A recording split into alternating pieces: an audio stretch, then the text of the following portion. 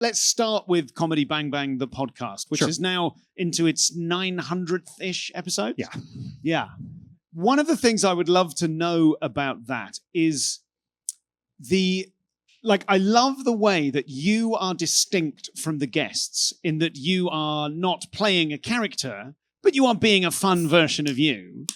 And there was something lovely about the way you opened that as a fun version of you. I really wanted to do it right into the microphone. I was trying. But I love the way that you very gently steer the conversation and kind of... sometimes not so gently.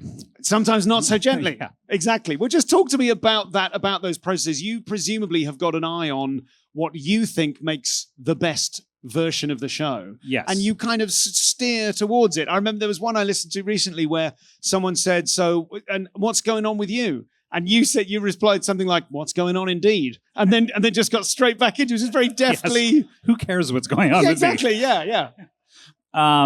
Yeah, I have a lot on my mind when we're going through the show. So the show is all improvised, if you haven't heard it. Comedians come in and the only information I have is what their name is and what their job is. Yes, and sort of a deliberately, an old woman. Or so usually they'll be too specific when they tell me what their job is. And I say, like, I always feel like let's let the audience discover that rather than me saying... Yes. What their comedic game is before they're ever even introduced. So let them introduce their game because that's their game. So I am deliberately obtuse when it comes to saying who's going to be on the show. So the only information I have is their name and their job. But what is on my mind is how the information is parceled out and at what pace. So a lot of times a guest will come out and too immediately get to their thing, where it doesn't feel natural. Normally, because it's a fake talk show, you would have a little bit of chit chat. Like I find myself always forcing chit chat on people, sure. Because a lot of times people come on, they want to get to their thing right away. And so they're like, hi, Scott. Anyway, so I'm here. I'm like, whoa. Like, hey, say hi to the other guests. I deliberately try to slow people down. And then I try to speed people up a lot of times. So pace is very important to me. And I'm also there trying to, a lot of times people only come in with one thought and then it's exhausted in the first 5 minutes. And so then it's my job to sort of poke and prod around the edges to try to figure out how to expand that thought or how to heighten the thought.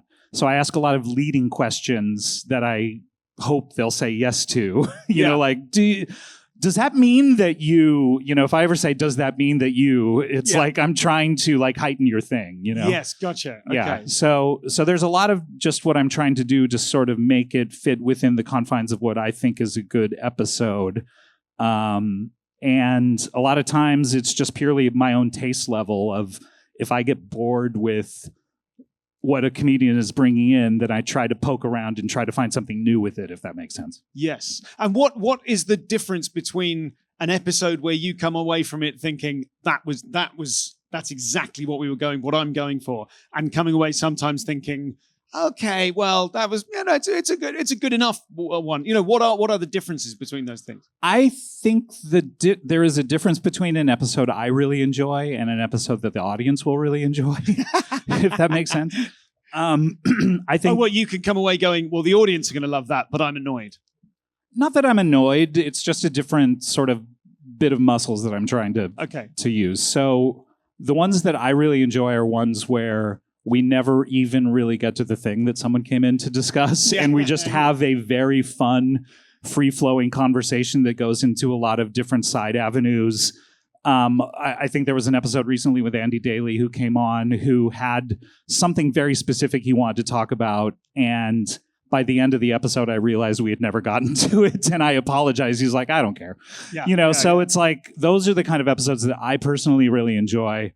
But when you're dealing with comedians as well, everyone has their own thing and their own vision of success and how they want to do on the show and what they want to achieve on the show. And so it's my goal to facilitate that for them and make them shine.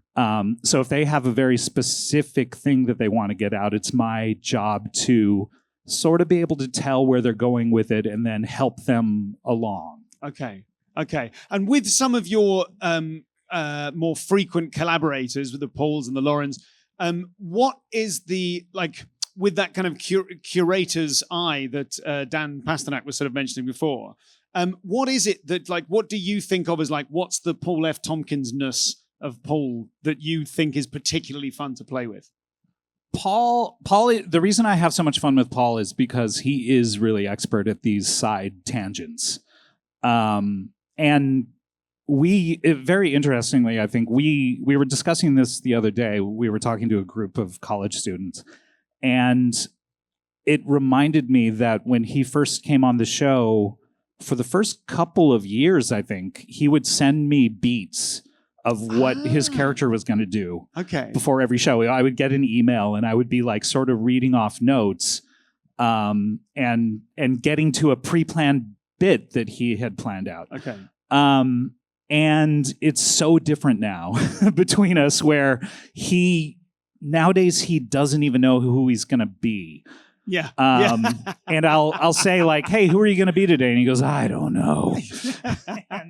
and then it just kind of comes to him in the conversation. So a lot of times the episode that's coming out tomorrow, he did not know who he wanted to be. And then I was talking to Will Hines, and he got an idea based on that and then came in with a character based on that. So it's a lot. It's way more in the moment now with Paul, which is really fun, I think, and it is really what I mean. When I started the show, the podcast, it in my mind was purely a way to promote the live show that I was doing at UCB. So my intent was I was going to have comedians on that were doing the live show to promote the live show, and I was going to be sort of like a talk show host who knew what the bits were going to be. You know, whenever you do they tee them up. They go, so you've been I hear somewhere you've been on an aeroplane recently. Yes. Yeah, sure. So like, if, for instance, I remember Natasha Leggero, comedian who was on one of the early episodes, I knew her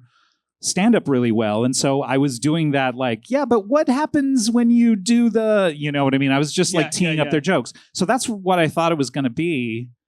And then probably 8 or 10 episodes into it, I had Andy Daly on doing a bit I'd seen a million times at the UCB Theater, and I was teeing up all of the questions that an interviewer would ask in order for him to get to his jokes. And then I just started, like, for some reason, hammering him on a very specific question about what type of coat he was buying in order to kill himself by walking into the ocean with it. And for some reason, I was just holding on to this bone of like, but, you know, when you went into the department store, how did you, you know, and he was like, well, you got a lot of questions about this coat. And to me, I was like, oh, this is so much more fun. Yeah. He's such a good improviser. It's so much more fun taking it into uncharted waters than sitting here knowing what you're going to do and getting to a thing that you've planned out already. Yes. That's what I really like about the show. But I know not everyone wants to do that.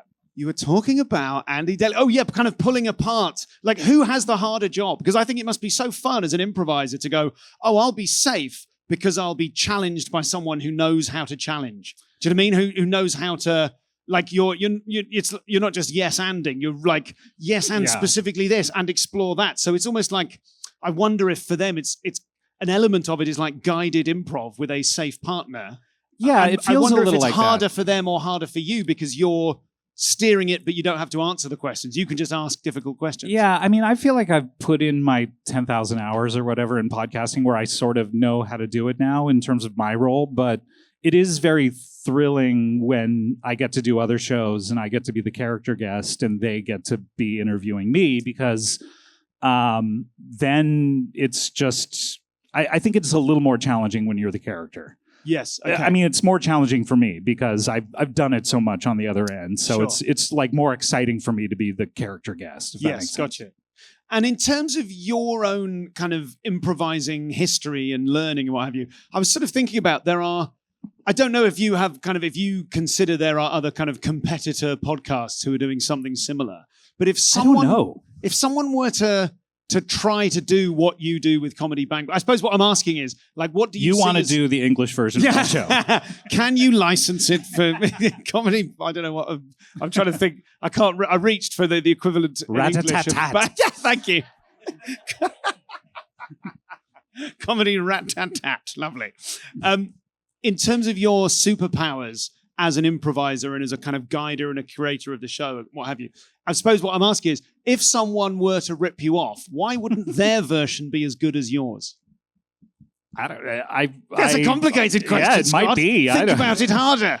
Are there different? I always feel weird because there should be a million other podcasts that do exactly what I'm doing. I mean, there may be, but maybe there are. But I haven't heard about them. But well, I don't know if they could be anything like as good, because to me, the idea of improv is like, an improv podcast. It sounds tiresome. Yeah. But then you hear your one and you're like, oh, that's brilliant. Well, so I don't feel like what we do is improv necessarily as much as it's conversational improv. It's such a fine distinction. Okay. But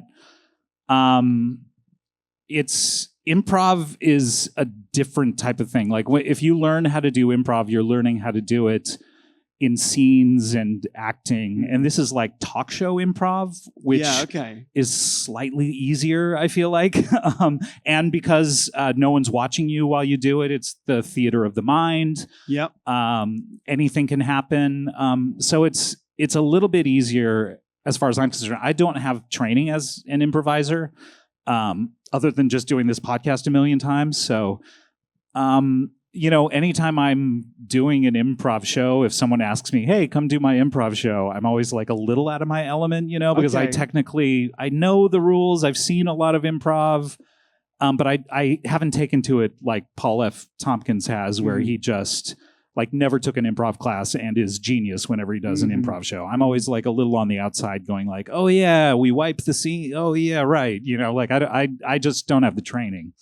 But as far as conversational improv, I feel like really what you just need to do is there's all the little things, that I mentioned that just like the pace of it is really like I just inherently know podcast pace at this point. Okay. And a lot of times people will say like, oh, Scott's interrupting everyone or whatever. And it's like, yeah, because I know the pace that a podcast needs to be at.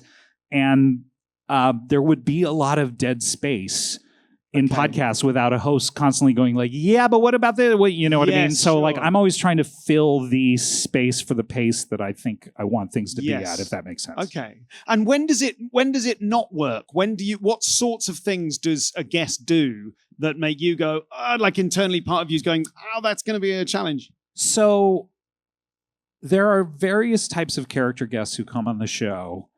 Some are very narrative focused, where they come on. I try to, if people ask me, hey, I've never been on the show before, what do you want?